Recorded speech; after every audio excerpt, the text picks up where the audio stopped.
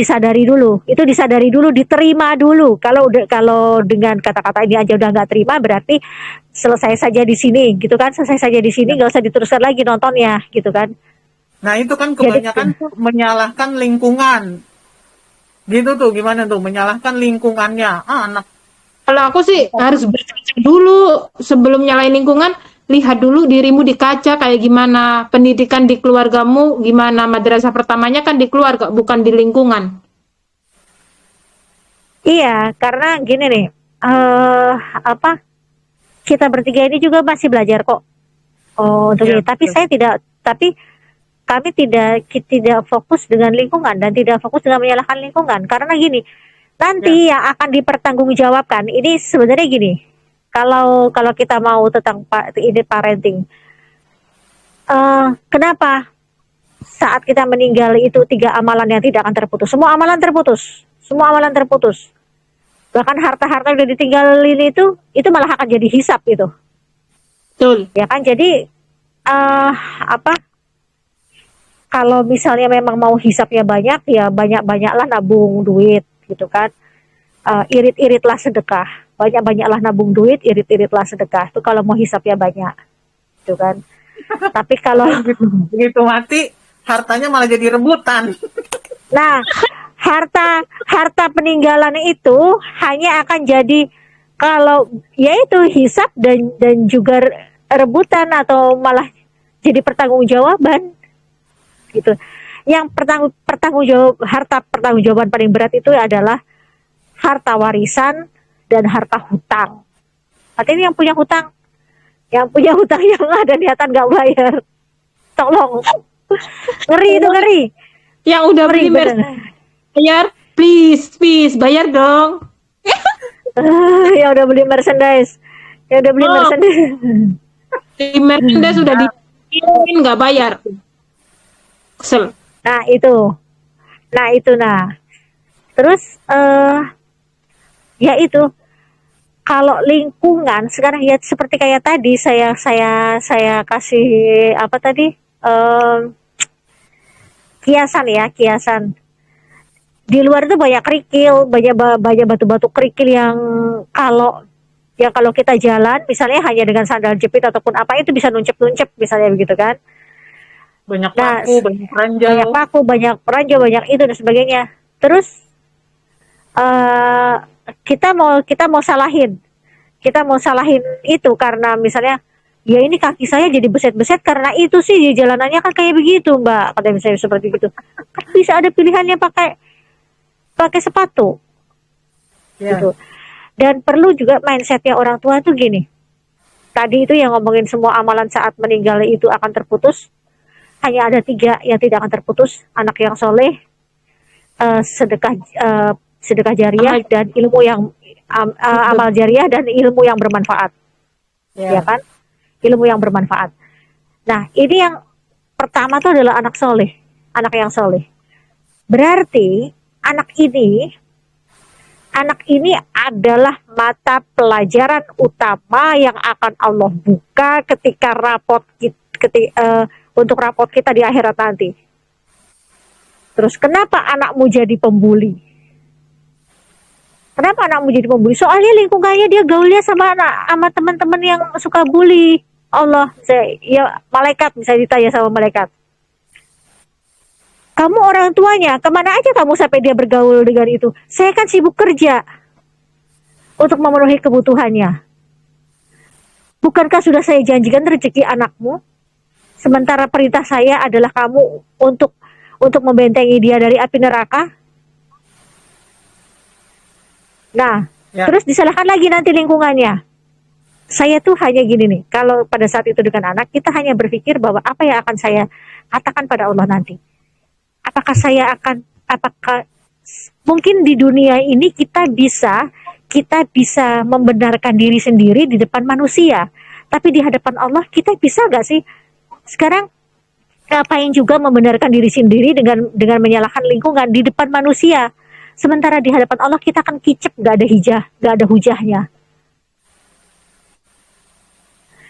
Ya, Kalau setuju.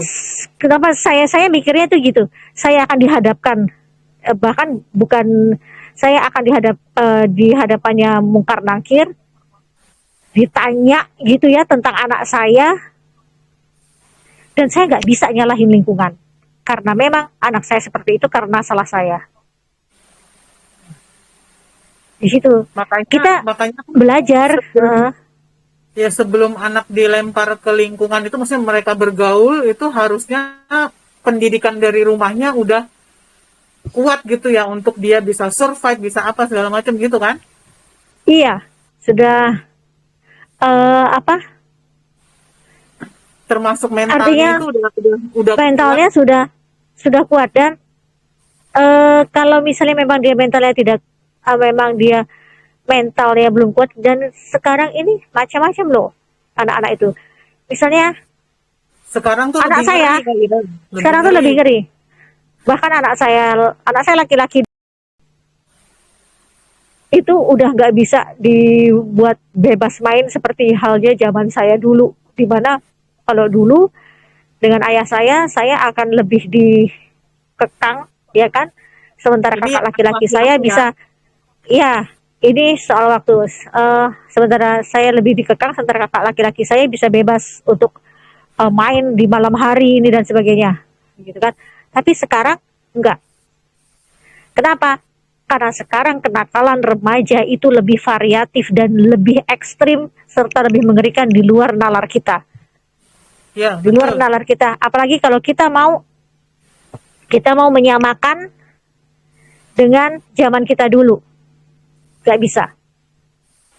Sekarang anak SD kelas 4, anak SD kelas 4 itu mereka Entah. udah ngomong, anak SD kelas 4 itu udah manggil Mami Papi, Umi Abi. Ada itu lagi istilahnya tuh apa? Adik Abang kakak. ade, abang ade. Aduh. Iya, sudah seperti itu. Jadi kalau kata pakar-pakar psikologi sekarang, kalau kita mengatakan anak SD itu sekarang udah puber, udah mengenal pacaran tuh, katanya itu bilang. Jangankan anak SD, katanya. Kalau misalnya SD kelas 6, itu SD kelas 6 baru dia kenal pacaran, itu terlambat, kata pakar psikologi sekarang. Ya. Kelas 1 SD, kelas 2 SD, itu mereka udah paham. Mereka sudah ngerti. TK.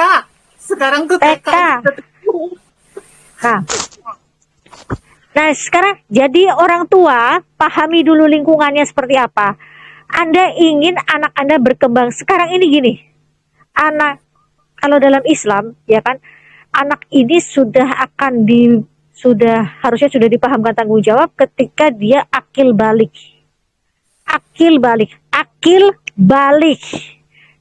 Akilnya di sini, baliknya di bawah, ya kan.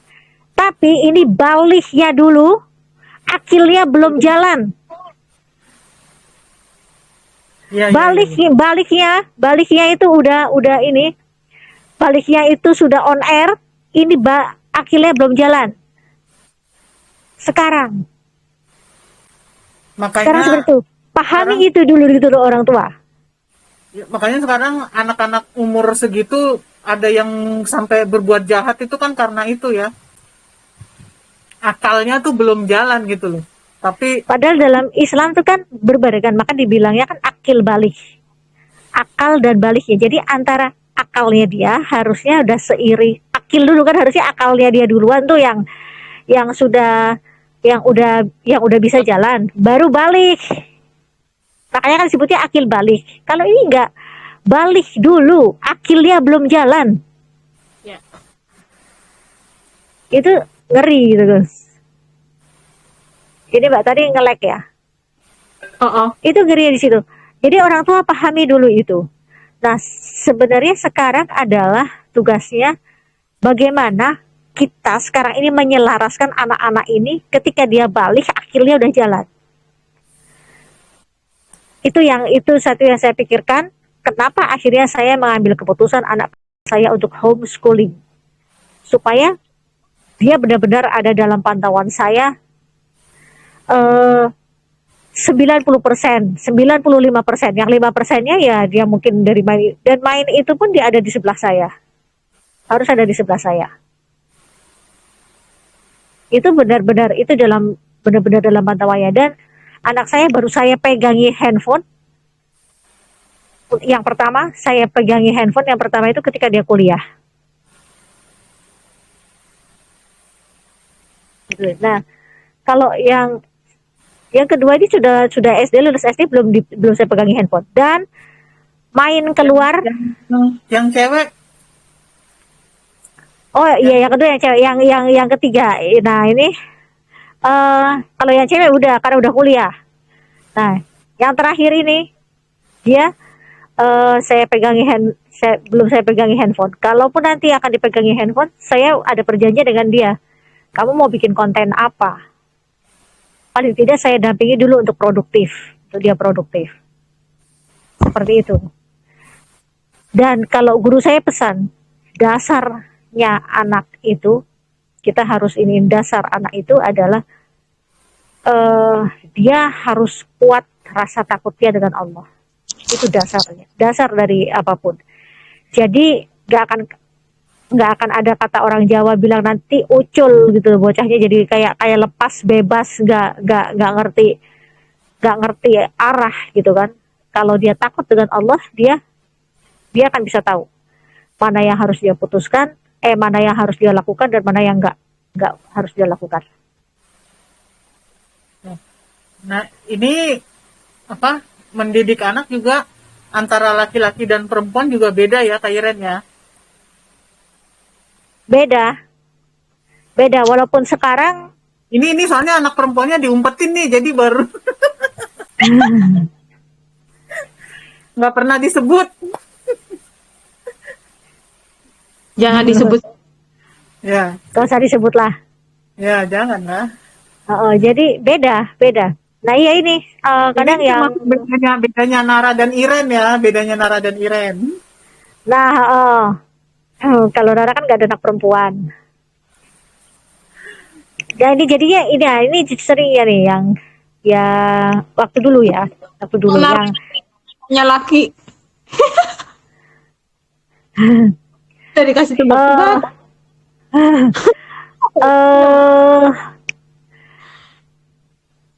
Jadi ini di sini bedanya kenapa yang anak perempuan ini yang anak perempuan ini justru sekolah kuliahnya pun kuliah online, sementara yang anak laki-laki udah bisa keluar gitu kan.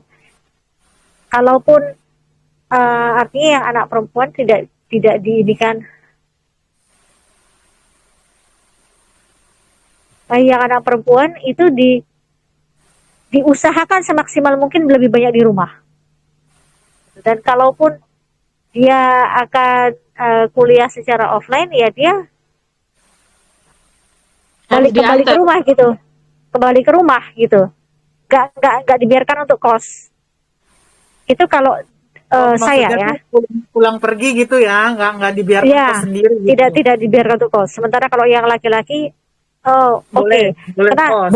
Kenapa begitu? Dan itu pun sudah ya, untuk yang laki-laki itu pun sudah didasari dengan dia harus sudah takut dengan Allah, takut dengan Tuhan ya. Bekalin lah gitu ya, udah bekalnya tuh udah cukup gitu ya. Iya, dan kita yakin gitu, anak ini memang takut gitu dengan Allah. Kita udah yakin paling tidak itu. Bisa menjaga dirinya gitu kan. Kalau dia takut dengan Allah, dia akan jaga dirinya. Iya. Maksudnya tuh kita ngelepasnya udah yakin bahwa apa yang kita tanemin tuh udah dia serap dan dia menjaga dirinya gitu kan. Kalau belum yakin, enggak. Maka dari itu kenapa yang anak yang terakhir ini saya tidak masukkan sekolah umum, karena bagi saya lebih baik saya dikatakan gak bergengsi, anak saya gak sekolah umum, gak sekolah favorit, itu gak masalah. Saya online kan, toh gak juga masalah, memang apa-apa juga. Ya gak masalah. Anak Mbak Iren semuanya online ya sekolahnya ya? Iya, online. Cuma Cuma cuma enggak, yang cuman yang sulung dia kan kuliah, dia sudah kuliah. dulunya pernah sekolah di formal nggak dulu yang sulung dulu Iya, sampai SMP. sampai Itu SMP. pun itu pun dekat dan enggak tidak dibekali handphone. Terus yang Teman-temannya masih dipantau teman-temannya lah gitu handphone. kan. semua yang anak yang selanjutnya semuanya online. Semuanya online. Anak yang selanjutnya kayak anak yang 10 aja. Ya, yang perempuan dengan yang laki-laki yang yang paling kecil sekarang, yang paling kecil sekarang yang perempuan dan yang laki-laki yang paling kecil itu online semua. Anak semua. Karena saya tidak siap dengan segala resiko yang terjadi karena saya tahu lingkungannya seperti apa, maka dan anak saya adalah kendali saya, jadinya itu yang saya putuskan. Dan bagi saya lebih baik saya dikatakan tidak bergengsi dibandingkan saya harus mengejar gengsi itu, mengejar kata favorit itu, mengejar kata wow itu dari orang-orang, mengejar kata wah hebat bisa sekolah di sini, bisa sekolah di situ. Tapi ternyata endingnya entah itu anak saya yang kena bully ataupun anak saya yang jadi pembuli, entah itu endingnya nanti anak saya yang jadi penguasa atau anak saya yang trauma dengan perbuatan sok berkuasa, itu saya nggak, karena saya tidak siap dengan resiko itu, dan saya paham gimana memperbaiki mentalnya itu jauh lebih menguras energi, ya kan, jauh lebih menguras energi dibandingkan saya hanya tutup telinga, saya hanya cukup tidak perlu peduli dengan apa yang orang katakan. Tapi anak saya baik-baik saja, anak saya selamat dari hal-hal yang seperti itu. Ya, artinya itu adalah keputusan saya. Jadi saya hanya bicara gini, lingkungan kita sama kalau mau bicara lingkungan. Ya. Hampir sama lah rata-rata, hampir sama. Tetapi perkembangan setiap anak akan berbeda-beda karena orang tua punya keputusan yang berbeda-beda. Betul. Semua kembali ke orang tua. Resepnya setiap keluarga juga berbeda-beda. Iya. Ya kan. Nah ini kan kita ngobrol sharing ya, kita ngobrol sharing sebagai sesama orang tua kan. Ya. Gitu. Ini bukan tips untuk yang di rumah, bukan tips untuk anda semua harus ikut saya atau harus sama dengan Feti atau harus sama dengan Mbak Tari, enggak. Enggak. Kita punya resep sendiri-sendiri. Barangkali ada yang bagus dari Mbak Iren bisa diambil, bagus dari Mbak Tari bisa diambil, seperti itu kan ya Mbak? Iya, kita betul. Untuk belajar bukan untuk meniru, dan itu kalau mau meniru ya meniru sambil memodifikasi, bukan sekedar meniru copy paste, bukan. Nah itu tuh kan sekarang banyak ilmu-ilmu parenting gitu loh. Padahal itu nggak semuanya bisa kita terapin di rumah kita ya, untuk anak kita, nggak semua. Iya. Karena kan banyak ini aku mau ikut pakar parenting ini gitu, pakar parenting ini, padahal nggak semua ilmu itu sama dan nggak nggak cocoknya itu tergantung sama keluarga masing-masing. Ya, tapi kalau nambah ilmu ya nggak apa-apa gitu kan. Iya. Untuk sebagai referensi atau perbandingan aja nggak apa-apa. Ada ilmu parenting yang mengatakan jangan mengatakan jangan pada anak karena dia akan merasa dicegah. Nah, padahal Al-Quran sendiri sering mengatakan jangan lah, jangan, ya kan? Katanya gini, jangan bersedih misalnya, la tahzan gitu kan, jangan bersedih. Tapi kalau ada lagi ilmu parenting baru yang mengatakan jangan gitu. Jadi kita jangan bersedih, ayo bergembira, misalnya seperti begitu. Nah, padahal sebenarnya Al-Quran sendiri nggak mengharamkan kata jangan. Betul. Lantas kenapa manusia mengharamkan itu? Mungkin mereka inginnya kasih vibe positif ke anak-anaknya, tapi kita ngasih vibe positif tidak harus seperti itu. Kita harus tegas gitu loh Mbak. Kalau kayak gitu, aku ya menilainya bukan jadi sesuatu yang tegas lagi. Benar mengasih vibe-nya positif, tapi kan ketegasan dari orang tua jadi hilang gitu loh Mbak. Sebenarnya gini nih, Allah sudah install otak kita dengan, dan juga ada yang namanya respon, otak responsifnya itu juga. Misalnya ketika anak mau melakukan apa dan itu sangat urgent, kita akan refleks ngomong jangan. Saat itu kemudian diatur untuk gak boleh ngomong jangan, itu kita nanti akan ngerasa bersalah lagi. Terus nanti itu justru lebih membingungkan. Kalau saya nggak pakai teori yang itu. Saya bilang kalau nggak boleh ya enggak. Misalnya gini nih, anaknya mau lari ke jalanan raya gitu. Ah, Nah kalau kita nggak boleh ngomong jangan, kita ngomongnya apa? Sini gitu. sini. Sementara kadang anak-anak disuruh ke sini, dia malah makin menjauh. malah makin menjauh. Makanya kalau aku nggak setujunya karena mungkin jadi nggak tegas, orang tua ini harus ada ketegasan nih. Nggak ngerti ya, mungkin karena aku orangnya harus tegas, harus pasti. Jadi aku juga kurang setuju dengan kata yang jangan ini tadi, walaupun ditujuannya untuk vibe yang positif. Kita bisa kok cari vibe positif yang lain selain nggak harus nggak ngebolehin jangan gitu loh. Kalau buat saya sih itu jadi karena saya merasa itu cukup menyulitkan gitu kan, cukup menyulitkan. Apalagi dengan didikan orang tua ya dulu pun juga, jangan makan di depan pintu, jangan menghalangi orang lewat, jangan begitu gitu. Itu kan itu justru rem.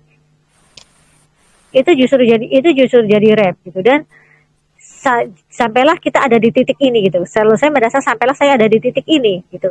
Itu dengan orang tua saya yang tidak mempraktekkan, yang masih tetap menggunakan kata jangan. Dan kalau bagi saya gini, segala sesuatu kembalikan lagi pada Al-Quran dan Sunnah gitu. Ya. Semuanya kembali pada Al-Quran dan Sunnah. Boleh menyerap ilmu dari manapun, tapi tolong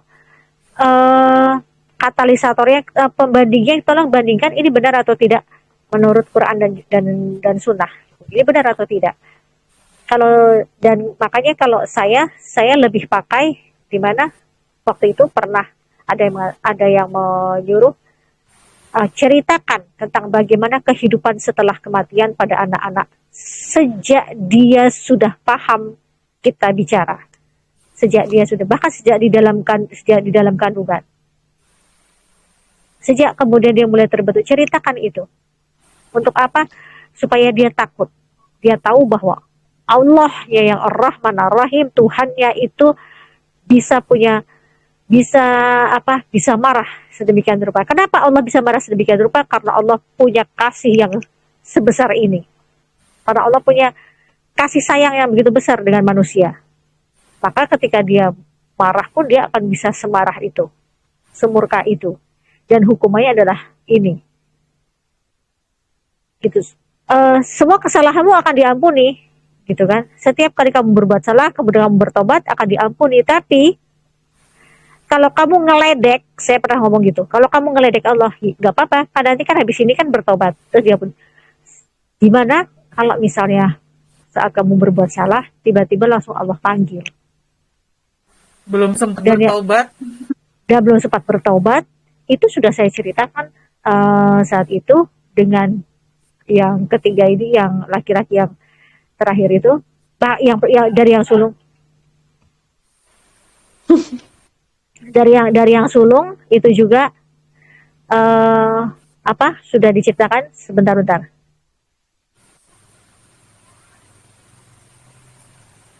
Yang ketiga memanggil. Udah jam malam kali ini ya kayaknya ya. Iya, jam malam. Dipanggil siapa? Bapaknya apa yang ketiga, Mbak? Udah jam 10. Yang ketiga. Oh, kirain dipanggil bapaknya udah jam 10, waktunya kunjungan gitu.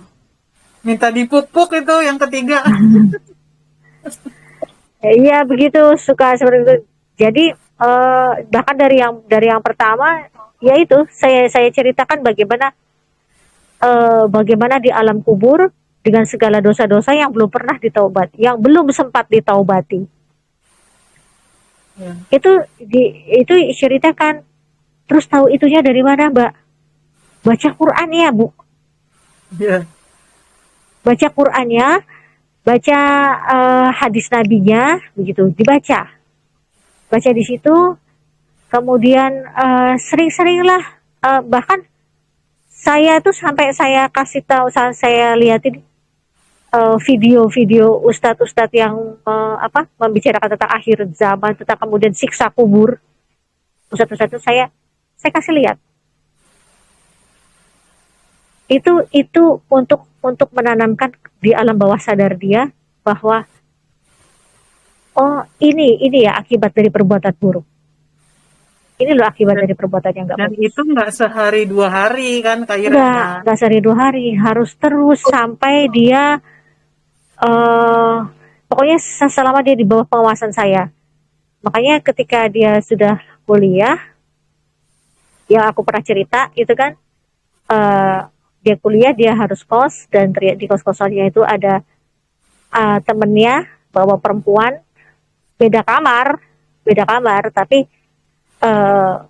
bawa perempuan di situ. Dia lihat, terus dia komplain ke bapak kosnya, tapi ternyata tidak terlalu ditanggapi. Dia yang gelisah, dan akhirnya dia yang cari-cari kos-kosan lain lagi dan pindah dari situ.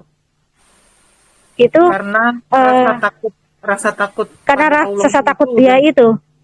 Karena yang dia takutkan, yang dia pikirkan adalah kalau di situ dia akan kena. Ya dia nyebutnya kalau saya nanti akan kena tulahnya, katanya gitu. Kena imbasnya atau apalah gitu kan.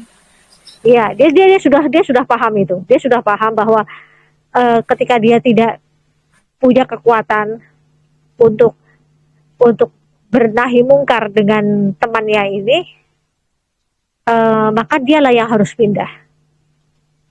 Dia udah tahu itu. Maka dia yang harus pindah kalau dia tidak punya kekuatan untuk bernahi mungkar. Di situ kan ada pilihan untuk pindah, katanya. Ya. Betul. Nah, itu sih yang bisa aku sharingkan kalau soal tentang parenting, apa yang sudah yang aku lakukan dengan anak-anakku gitu kan. Dan bagaimana dengan mereka, dan sampai sekarang pun juga memang belum bisa melihat sesuatu hal yang bisa dikatakan misalnya wow berhasil atau bagaimana, tapi paling tidak saya yakin bahwa anak-anak ini tidak menyerap banyak hal-hal yang mencemari pikiran dan juga hatinya. Paling tidak saya pastikan mentalnya masih terjaga dengan normal. Itu. Oke deh. Itu aja. Oke. Kayaknya cukup ya. Dan ini jihad orang tua akhir zaman ya. Ya, Jihad orang betul. tua akhir zaman. Orang tua itu harus jadi pembelajar. Ya. Belajar. Terus belajar. Mari kita belajar bersama-sama. Ya. Ini sih sebenarnya kalau bahasan ini nggak akan ada habisnya ya, pasti bakal panjang banget kan. Bakal panjang. Tapi Betul banget. Kalau masih ada pertanyaan silahkan ditanyakan. Misalnya cara didik anak perempuan gimana, anak laki-laki gimana, anak introvert gimana, anak ekstrovert gimana, nanti di bab selanjutnya. Di episode minta gitu ya. kupas lebih lanjut lah gitu ya. Ya betul. Oke. Kayaknya cukup gitu aja, Seti, Kak Iren. Ya. Ya cukup, dari saya cukup itu aja dulu untuk bahasan di sini. Kalau saya yang pertama kali saya pesankan adalah tanamkan dulu anak itu pada rasa takut akan Allah. Selebihnya ibu akan mudah. Betul. Oke. Wassalamualaikum warahmatullahi wabarakatuh. Waalaikumsalam warahmatullahi wabarakatuh. Terima kasih Kak Iren. Sama-sama Mbak Tari, Feti. Sampai ketemu di teman cerita Iren.